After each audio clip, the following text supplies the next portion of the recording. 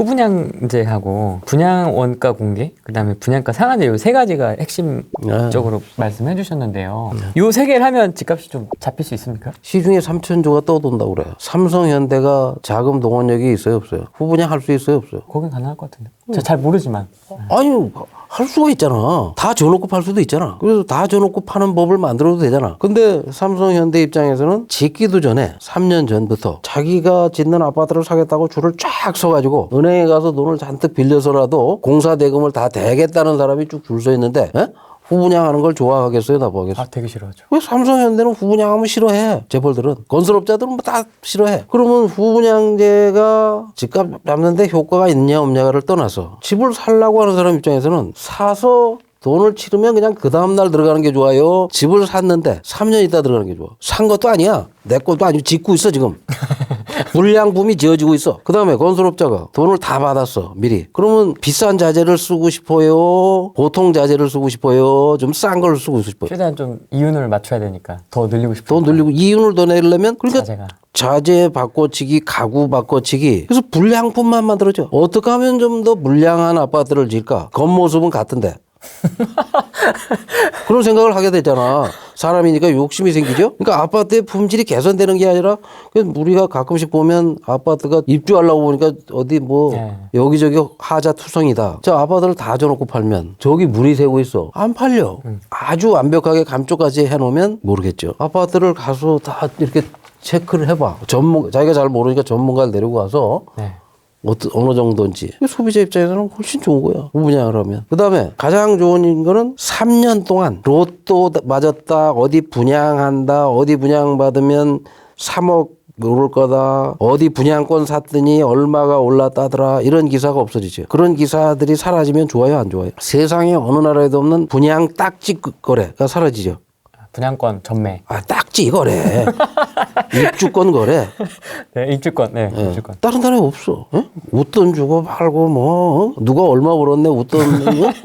이런 아니 그런 게 국가 경제적으로 무언 도움이 돼. 후분양을 하면 장점이 한 30가지 정도 돼요. 그중에 가장 큰 장점 중에 하나가 뭐냐? 조중동이나 이런 경제지를 펼치면 아파트 분양 광고가 없어져. 짓지도 않은 거에다 뭐 대문짝만하게 전면 광고가 사라져. 그다음에 조중동에 부동산 기사 한 30명씩 되던 사람이 한 3명 정도로 줄을 거예요. 그럼 쓸데없는 기사를 쓸 게 없어. 어디 분양권 했더니 어디 얼마 올랐다. 어디는 뭐 얼마 올랐다더라. 뭐 땅 짓고 헤엄치기다. 뭐 지코놈이다. 뭐 이런 게 다 없어져. 아파트가 일본 같은 데도 보면 야후 부동산, 야후 재팬 뭐 이런 데 들어가서 보면 아파트가 거의 다 젖어야 예약을 받아요. 예약.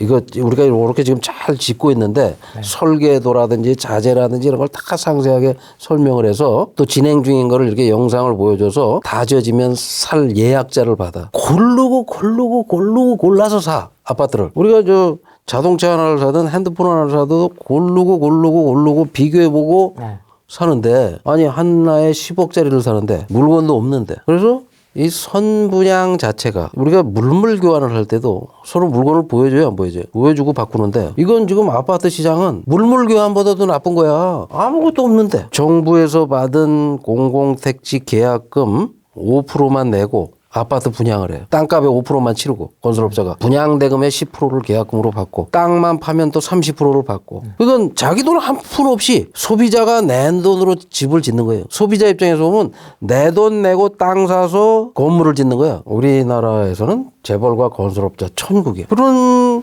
제도 속에서 정부가 해야 할 일은 뭐냐? 분양가를 검증을 해주고 분양가가 적정한지 건설업자들이 담합해서 분양가를 못 올리게 상한선을 정해주고 그다음에 또 아파트를 다 줘놓고 팔게 하고 중국도 아파트를 중국 같은 경우는 뼈대 골조가 완성돼야만 아파트를 분양할 수가 있어요. 아파트를 중국 같은 데는 분양을 하잖아요. 그러면 1층에다 샘플룸을 쭉 만들어. 그래서 나는 저렇게 주시오. 선택을 할 수가 있어. 소비자가 돈이 없어 내가. 그러면 뼈대만 사. 그래가지고 방 하나만 우선 신문지로 도배하고 우선 사라. 그리고 돈을 벌면 이제 뭐 욕조도 갖다 놓고 내장도 하고 타일도 붙이고 이렇게 하면서 살아요. 그게 합리적이잖아. 근데 우리는 그렇게 파는 데 있어요? 다 줘놓고 뭐 내장까지 했는데 그걸 사서 돈 좀 있다고 다 때려 부시고 또 새로 멀쩡한 걸 놔보시고 하자투성이 아파트를 사면서 다른 나라보다 월등히 많은 아파트를 우리는 짓고 있는데 다른 나라에서 우리나라 아파트 참 잘 짓는다고 소문 났어요, 안 났어요? 그래요? 오, 부실하기다고는 소문이 나지만 아파트가 후분양제가 되고 그러면 외국에 아주 그 유명 건설회사들이 들어와서 한국에서 아파트 사업을 할 거예요. 근데 우리나라에는 왜 아파트가 외국 기업이 안 들어와? 그러네요. 외국 건설사는 왜 없죠? 선분양을 하는 나라가 없어.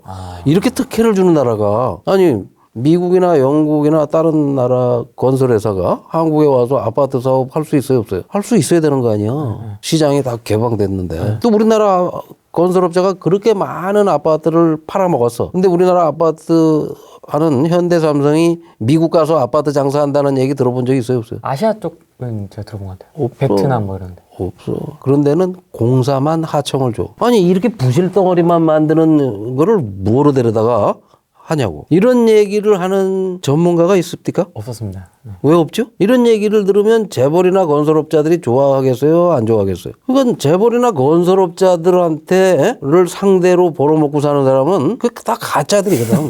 시민 편이 아니라 공급자 편이란 말이야. 소비자, 시민 편이 아니라니까? 우리 이 시민들이나 소비자를 이롭게 해야 되는 게 정부가 할 역할이고 법제도로 그걸 만들어줘야 되는데 우리나라 국회는 제1야당조차도 재벌이나 건설업자들이 좋아하는 법만 만들고 뭐 분양가 상한제가 반시장적이다 이런 얘기 들어본 적 있어요? 네. 많이 들어봤죠? 네. 시장에 자유를 줘야 된다.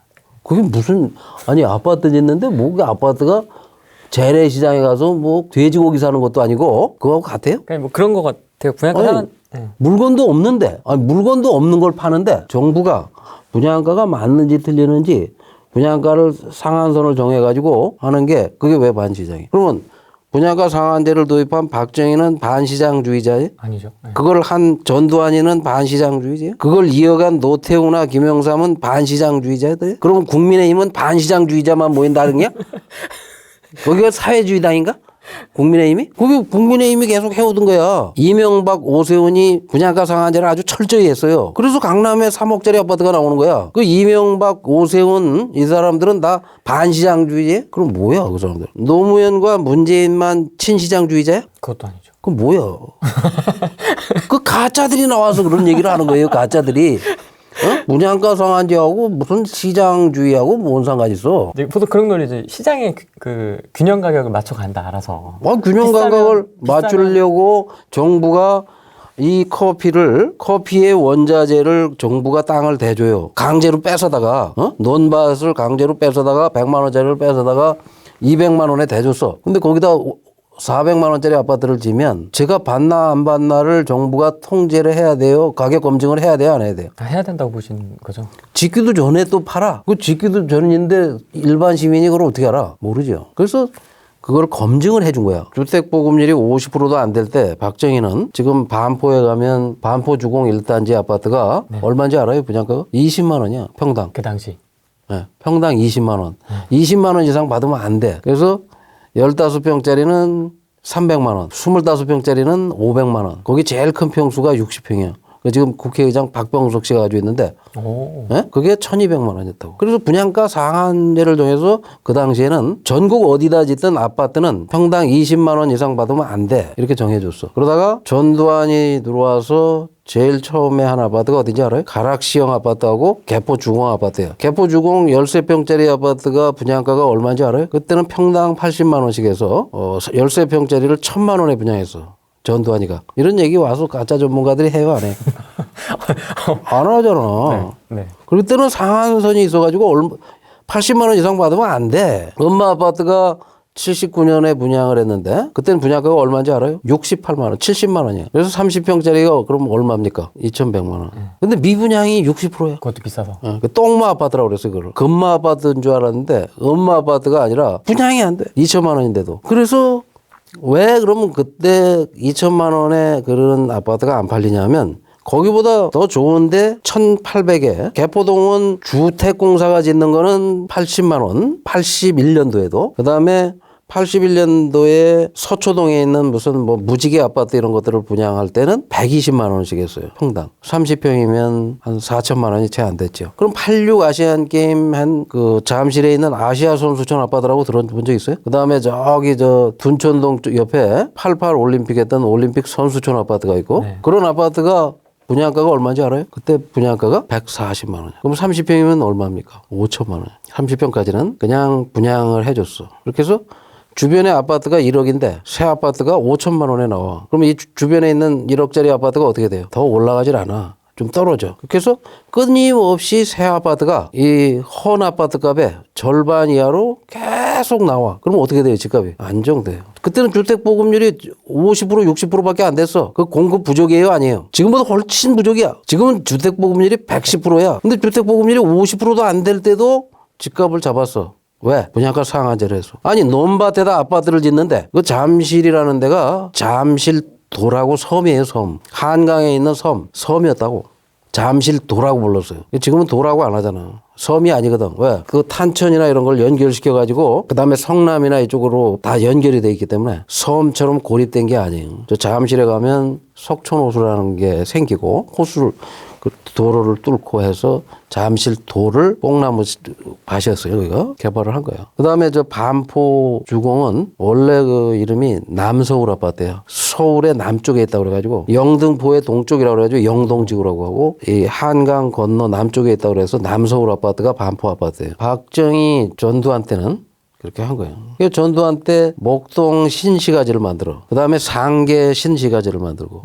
전두환이 만든 거예요. 개포지구를 개발하고. 그래서 상계동에다가 30평 아파트를 평당 130만 원씩 해서 3천만 원, 4천만 원에 분양을 해주고 주택공사를 시켜서 값을 더 낮춰주고. 지금 내가 쭉 설명하는 거는 80년대까지 지금 왔어요. 88 올림픽 할 때까지 우리나라에서 분양되는 모든 아파트는 서울에 강남에 분양되는 아파트도 평당 150만 원이 안 됐어요. 그래서 30평이 4천만 원, 5천만 원. 계속 그 상한제가 걸려 있었던 거예요? 네. 쭉 걸려 있어서 정부가 그 이상 받으면 아파트 허가를 안 해줘. 아파트 분양 허가를 안 해줘. 그러면 아파트를 분양할 수가 없어. 지가 땅을 그냥 가지고 있어야 돼. 그리고 정부가 가지고 있는 주택공사나 공기업이 아파트를 주택공사가 얼마든지 아파트를 분양할 수가 있거든. 그래서 주공아파트, 시형아파트 이런 게 쭉 있는 거예요. 그렇게 해서 정부가 분양을 해주고 건설업자는 와서 건설공사만 하고 건설공사비에 5%씩 이익을 챙겨가고 공기업은 분양가에서 5% 이익을 남겨가지고 공기업 운영비로 쓰고 서민들은 새 아파트를 헌 아파트 값의 한 절반 값으로 분양을 받고 그러니까 부동산 투기가 일어나질 않아. 급하게 집을 살 필요가 없어. 그래서 주택보급률이 50%, 60%, 70%일 때도 집값을 잡은 거야. 그러다가 이제 89년 노태우 때 그때 이제 88 올림픽이 끝나고 소득도 많아지고 사람들이 경기도 막 좋아지고 하니까 아파트 값도 뛰고 전세값도 같이 뛰어서 동반 현상이 생겼어요. 그러니까 막 시민들이 화가 났어. 도대체 정부가 하는 일이 뭐냐? 집값도 못 잡고 그래가지고 토지 공개념 3법 수도권에 200만 채의 집을 짓겠다. 그리고 5대 신도시에서 분당, 일산, 평촌, 삼본, 중동, 동서남북으로 신도시를 만들고 신도시의 아파트값이 경기도에 있는 아파트값이 서울 아파트값의 반값에 자꾸 분양되니까 서울 아파트값이 진정되고 그래서 89년 노태우도 2년 만에 집값을 잡았어. 김영삼 때는 집값이 하나도 안 오랐고 노태우 초반까지 집값이 하나도 안 올라서 강남 아파트값은 아까도 얘기한 대로 2000년에 엄마 아파트가 2억인 거예요. 그러면 78년에 2천만 원에 분양한 아파트가 2000년까지면 몇 년 된 거예요? 22년? 22년 동안 10배가 된 거야. 어떻게 보면. 22년 동안 1억 8천 올랐는데 노무현은 1년에 2억씩 올렸어. 1년에. 에? 22년 동안 2억 됐는데 그 아파트를 1년에 2억씩 끌어올린 게 누구예요? 노무현이야. 그때 그랬죠. 그래가지고 그 아파트가 2007년에는 14억이 됐어요. 그러다가 그 아파트가 2014년에 8억, 9억까지 떨어졌다가 문재인이 대통령 될 것 같아서인지 집값이 오르기 시작한 거야. 2015년에 박근혜가 부동산 3법을 풀고 그래서 분양가 상한제를 폐지시켜버렸어. 2015년부터. 그러니까 분양가 상한제를 폐지하자마자 엄마 아파트가 8억으로 갔던 엄마 아파트가 꿈틀거리기 시작해서 오르고 그때 얼른 주호영은 그 아파트를 팔아버리고 반포 주공 1단지를 산 거야.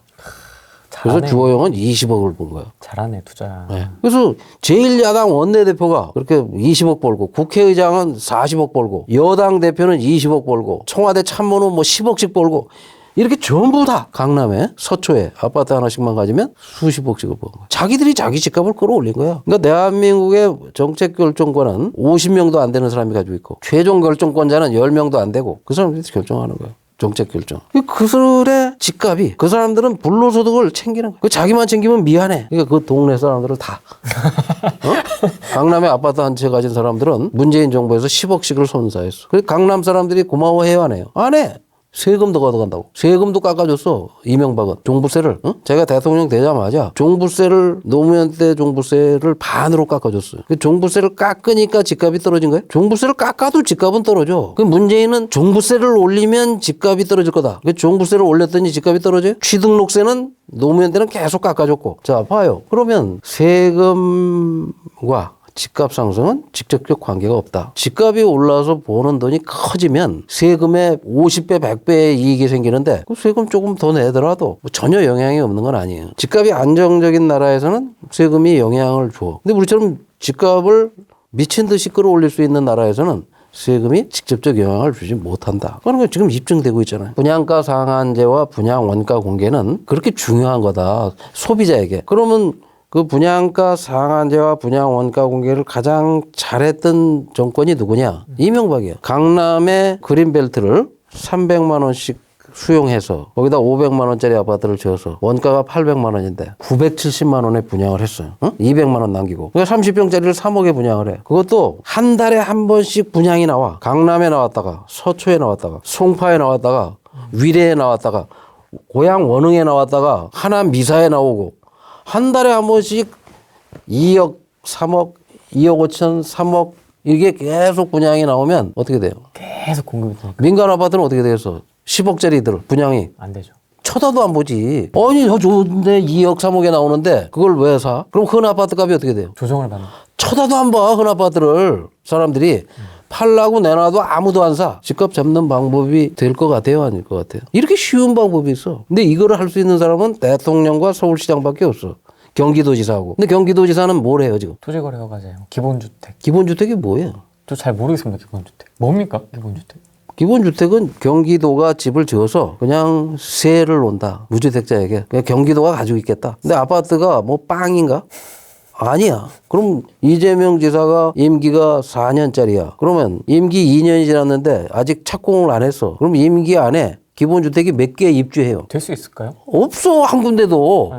입주할 때가. 근데 무슨 기본주택을 지어서 언제 공급을 해서 언제 집값을 안정시켜? 그러니까 경기도 집값이 다 뛰는 거야. 경기도지사가 아무도 모르는 기본주택 자기들끼리만 알아. 기본주택이 뭐예요? 그럼 아는 사람이 누구야? 여기 와서 설명한 사람 중에 기본주택 아니 경기도 집값이 뛰고 있는데 서울 집값이 뛰고 있을 때 박원순이 서울 집값 잡을 만한 대책 내놓은 게 있어요? 없어요? 없어. 여의도 통째 개발해가지고 마스터 플랜. 여의도하고 마포 용산 집값을 폭등시키고 삼양동 옥탑방에 가서 쇼를 하다가 그쪽 강북 상계동 그쪽 집값 잔뜩 올려놓고 이 사람은 집값만 올리는 데는 재주가 뛰어났어. 그래가지고 10년 서울시장을 하면서 분양원가 공개를 하지 않아서 내가 지금 변창흠이가 2014년부터 박원순 시장이 변창흠을 SH 사장으로 임명했는데 네. 이 친구가 시민운동할 때는 분양원가 공개해야 된다고 떠들던 친구가 지가 SH 사장이 돼서는 분양원가 공개를 하나도 안 했어.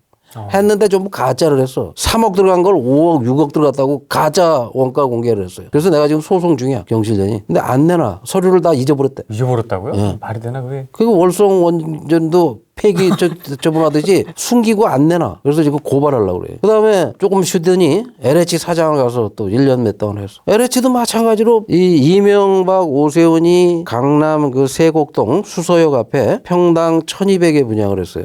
30평짜리를 35평을 한 4억에 분양했는데 수서희망타운은 30평 25평이 7억이야. 이렇게 가짜 분양원가 땅은 똑같은데 땅값이 가짜 분양원가 공개를 하고 공기업이 분양가 상한제를 위반하고 지금 문재인 정부 들어와서 강남에 3억짜리 아파트 나온 적이 있어요 없어요? 문재인 정부 나와서 분양 원가를 아주 상세하게 공개한 적이 있어요 없어요? 그러니까 집값이 올라가는 거예요. 정부가 앞장서서 공기업이 대통령이 가진 공영개발회사하고 서울시장이 가진 공영개발회사가 서울시민과 국민을 속여 바가지를 씌워. 그럼 어떻게 돼 집값이? 민간은 어떻게 하겠어요? 민간은 더 올리지. 재벌들은. 공기업이 국민을 상대로 거짓말을 하고 바가지를 씌우는데 민간은 옳다구나 하고 같이 그래서 집값이 올라가는 거야. 주택시장에는 국민 편이 없어. 서민 편이 없어. 청년 편이 없어. 그리고 미안하니까 무슨 신혼부부한테 뭐 좀 더 분양을 받을 기회를 더 주겠다. 특공. 아니 그럼 구혼부부는 뭐야?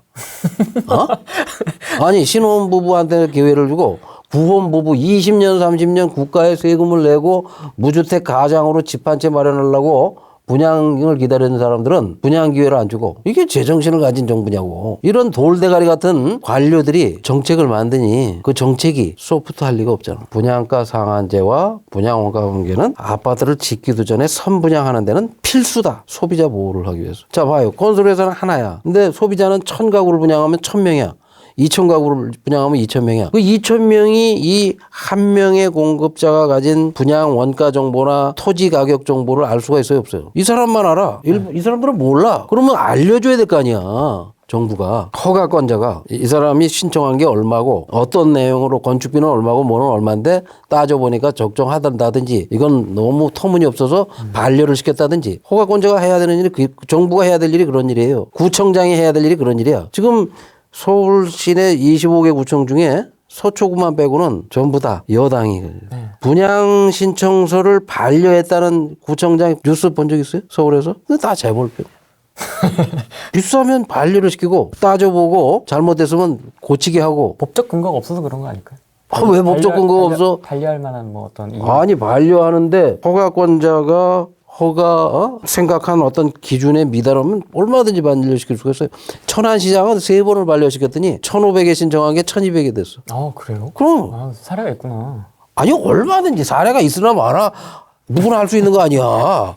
잘못됐으면 얼마든지 그걸 반려하는 게 정상이죠. 박수 받지. 이 국민이 위임해준 권력을 정치인이나 관료가 국민을 위해서 써야 되는데 그 권력을 재벌과 건설업자를 위해서 쓰면 이렇게 된다. 그다음에 후분양제 같은 경우 김종인 비대위원장이 작년 7월부터 시중에 부동자금이 이렇게 많은데 이제는 아파트를 다 지어놓고 팝시다 하고 얘기를 했어요. 그래서 그럼 야당이 후분양제 법안을 내놨다는 뉴스 본 적 있어요? 왜 그거 할 생각이 없는 거야. 노무현 정부에서는 내가 후분양을 노무현 정부에 처음 제안을 해서 그걸 받아들여가지고 대통령이 장관한테 후분양을 검토 지시를 해요. 그러니까 장관이 용역을 줘. 국토연구원에. 연구 용역. 그래가지고 1년을 끌어. 용역 보고서는 한꺼번에 하면 무리가 생기니 단계별로 합니다. 결론이요? 결론이. 결과 보고서가? 그래가지고 2007년부터 시행하기로 했어. 노무현 대통령 임기가 2007년이야. 근데 임기 말에 시작을 하겠다는 거야. 그리고 국무회의 의결을 했어. 2007년 가서 1년만 연장합시다. 그래서 2008년부터 하기로 했어. 대통령 바뀌니까 없어져. 그래서 후분양을 아예 하지도 못해. 근데 유일하게 후분양을 하는 데가 서울시야. 서울시는 2006년 오세훈이 후분양하겠다고 해가지고 80%를 지어놓고 분양을 해. 근데 박원순이 그걸 없애려고 그랬어. 그래서 경실련이 문제 제기를 하니까 지금은 60%를 지어놓고 분양을 해요. 서울시는. 60%면 어느 정도냐면 뼈대가 완성돼야 돼. 그래서 SH공사가 분양하는 아파트는 분양받으면 1년 안에 입주를 할 수가 있어. 얼마든지 후분양이 가능한데. 요건 지금 공공주택 말씀하시는 거죠? 공공아파트. 서울시장이 시장이 가진 건설회사가 분양하는 아파트는 얼마든지 할 수가 있어요. 그렇죠. 분양원가 공개라는 건 서울시 SH공사가 현대나 삼성하고 얼마의 건축비 계약을 했는지 그 내용을 알려주는 거야. 그 내용은 서울시 공무원이나 SH공사 직원은 알 거 아니에요. 현대건설하고 건축비를 400만 원에 계약했는지 500만 원에 계약했는지 자기들은 알잖아. 그러면 시장이나 시청 공무원은 아는, 공기업 직원을 아는 정보를 일반 시민이 알면 안 돼요. 아니 얼마를 줬는지 건설회사에다 돈을 그걸 당연히 알려줘야지. 시민들 돈인데 내 돈을 내서 쓰는데 돈 낸 사람은 몰라야 돼요? 그게 시장 원리야? 그래서 계속 가짜 뉴스만 접하고 가짜 전문가의 얘기만 들어가지고 금방 선뜻 이해가 안 가는 거예요. 네? 굉장히 쉬운 거야.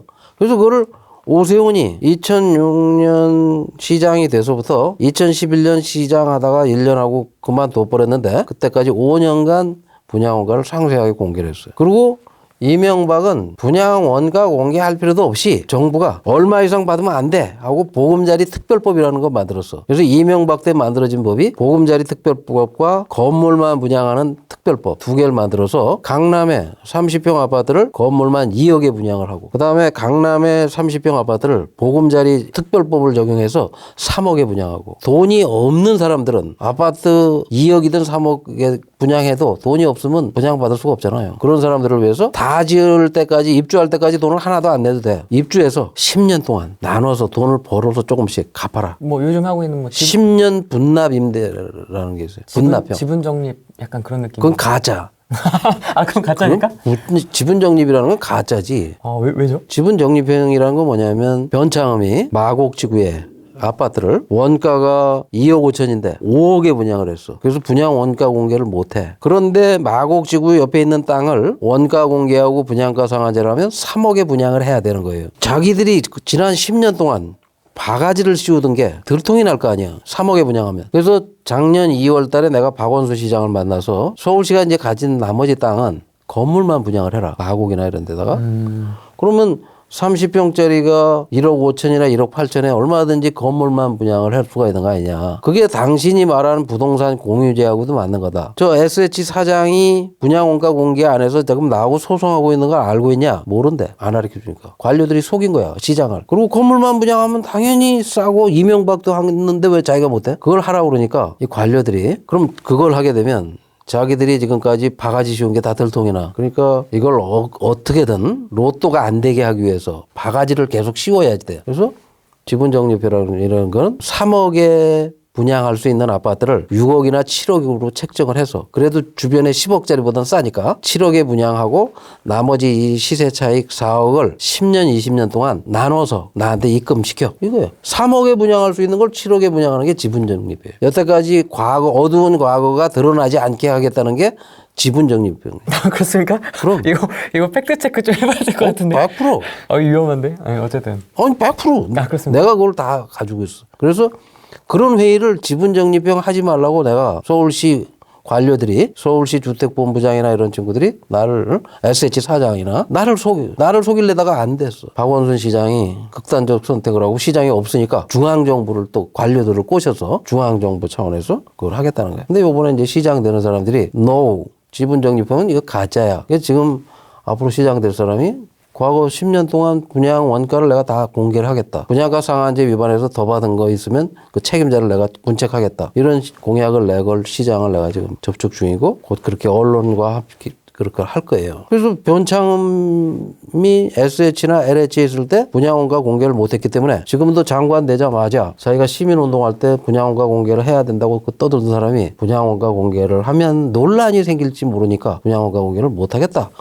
라고 얼마 전에 얘기했잖아요. 그 다음에 건물만 분양하는 건 정말 좋은 정책이다. 라고 지가 시민운동 갈 때 변창흠이가 떠들었다고. 근데 그 변창흠이 2006년 9월 25일 오세훈 시장이 후분양제, 분양가 상한제, 분양원가 공개를 한다고 하니까 그날 26일 날 한겨레에 기고를 했어요. 분양원가 공개는 참 좋은 정책이다. 그리고 건물만 분양하면 더 좋은 거다 하고 기고를 했었어. 그런 건 팩트 체크를 해보면 돼. 한겨레 변창흠하고 검색해서 보면 다 이 기사가 있어요. 나하고 시민운동을 같이 했던 친구들이야. 박원순이든 다. 근데 관직에 들어가서 공직에서 그 권력의 맛을 보고 그 권력을 사용해서 자기와 자기 주변 사람들이 이루어지기 시작하면 권력에 취해서 그 자리를 더 하고 싶어서 비겁해져요. 너무 불필요하게 많이 가지면 사람이 비겁해져, 비굴해져. 계산할 게 좀 많아지지 않을까요? 아무래도 막 이해관계라든지 뭐 여기도 좀 아니 생각해야 거기다가 되고 막 저기도 좀 생각해야 되고 막. 떠받들어주고 칭찬해주고 뭐 좋은 소리 듣기 좋은 소리만 계속 골라서 해주고 하니까 사람이 교만해지기도 하고. 나처럼 이렇게 막 하고 다니는 사람은 그럴 염려가 별로 없어요.